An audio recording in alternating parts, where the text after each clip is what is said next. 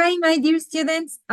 Today we are going to learn how to create a one-player Pong game in the LED matrix that you have in your Arduino Uno R4 Wi-Fi. It's going to be very interesting. I hope you like it. Here I am showing you this drawing so you can understand better how we are going to code it. Imagine that this is our LED matrix where we have 12 columns. And we're going to control the columns with the variable C later in the code. So I want you to remember this. We have 12 columns. We're going to count the columns from 0 to 11. So this is the column 0, then the column 1, 2, 3, and so on. And also we have the rows here from 0 to 7. So this is the row number 0, the row 1, row 2, and so on. And we're going to control the rows with the variable R, so we don't get confused. And we're going to create bouncing and small bouncing ball here, traveling throughout all these LED matrix. So we're going to see like this going from this margin to this other limit. And we're not going to make it to go out from the limits in the code. I'm going to explain you how we're going to do that. But we're going to be able to see a little ball bouncing from here to here and then here and here. And after checking the code, I'm going to show you how it looks like in the Arduino card. Okay. Now, let me close this drawing so we can see the code. And here we have the code. And as usually, we have the comment where we have to type the aim of the code. And in this case, the code is for us to create a one-player Pong game, part 1, the small bouncing ball. Okay. And then the name of the author, in this case, your name, and the date. Good. And then, my dear students, we have to, in the line number 6, we have to include the library. We need to include this library. It says, let me show you which line. This one. And it says include, hashtag include, and in quotations, we have to type Arduino _ LED _ matrix.h. This is the name of the library that we need in order to make the LED matrix to start working, okay? And then in the line number 7, we're going to type to create the object with the one we're going to control the matrix. We're going to type Arduino, LED matrix, space matrix, and semicolon. Check that in the previous line, we don't need any semicolon. Okay, so here we have a semicolon. And then in the line 9, from line 9 to line 13, we're going to declare and initialize the variables that we're going to use in all this code. In the first one, we have an integer data type. The name of this variable is delay time. And in this one, equals 150, semicolon. If we increment this value, the small ball is going to bounce slower, okay? If we increment that value. If we decrement that value, I mean like 50 or 30, you're going to make the small ball to travel throughout the LED matrix, but faster, okay? And then the next variable, X position. We are going to place the ball first in the, remember the X, in the X axis. Let me show you again, because I didn't mention that in the drawing. Here, we, as in maths, we have the X axis and we have the Y axis here. Over the X axis, we are going to control the columns. So we have the column number 0, 1, 2, 3, and so on. And over the Y axis, we have the rows from 0 to 7. Okay, so remember, X axis is this one and the Y axis is this one. And this is like an inverted x-axis where we are not going to have negative values. Okay, so that's why we have the 0 here. And if we add 1, we have the next one, which is +1, then +2, +3. Okay, please remember about this. And let's go back to the code. And that's why we have in X position 4, because I'm going to place our little, our small ball in the X position 4, and then in the Y position also 4. Okay, and then I'm going to create another variable, change X, because I am going to make the LED or the small ball to start moving throughout the LED matrix using this change. I am changing the position of the X, or the X position with 1, and also the Y position with 1 using these two variables, change X and change Y. In this case, equals 1. Okay, and then we're going to create the frame simulating our LED matrix, where we have the rows first. Remember that we have 8 rows and we have 12 columns. So the way to do this is byte, which is a data type. Remember, instead of integer, this is a byte. And the name of this, in order to control the frame, is frame. And we are using square brackets for the rows and square brackets for the columns. Okay, don't forget about the semicolon. Let's continue. Let me go down. And now we're going to work in the void setup from here to here. And in the void setup, we are going to type matrix.begin. Remember that here in the line 7, we are creating the object matrix. That's why now we are typing here matrix.begin, because with this instruction, we're going to start, we're going to make the matrix to start working while running the code, okay? So it starts working here, and then we close the setup. By now, this is what we're going to have in this void setup in this first part of the video tutorial. And then we have the void loop function. And in the void loop function, we have all this. Let me show you. Okay, from here to here.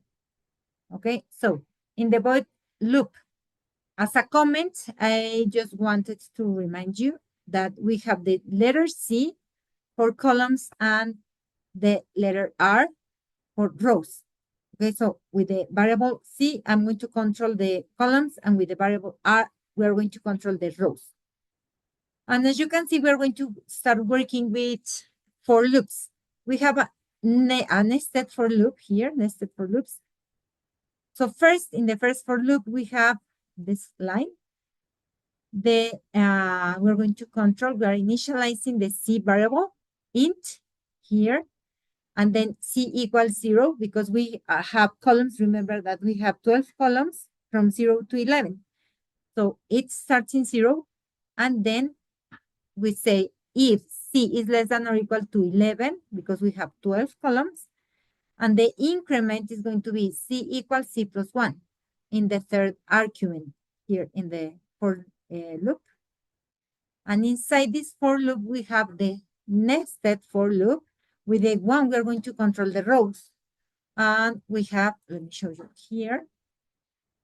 Also, we are declaring this R variable as an integer equals 0. But now, as we have 8 rows, it starts in 0. And then we have if R is less than or equal to 7. And the increment for the rows is the same thing, R equals R plus 1. And then inside the second for loop, I mean, here you have to open this curly brace. And inside this for loop, we have the frame. And we are going to have R for the rows and C for the columns. And as you can see, it is going to include all the matrix, all the rows and all the columns, using this frame that we have here in the line 26. and equals 0. What are we doing with this? We are making all the small LEDs that we have in the LED matrix to remain off. All of them are going to be off, okay? Because we don't want to see any of the LEDs lighting up in any moment. No, we start making all the small LEDs to remain off. And then we're going to make only one LED to light up, which is going to simulate the small ball. How are we going to do that? We're going to use this if C equals. Remember that in the condition that we have in the if, we have to type the equal using two equal signs to emphasize.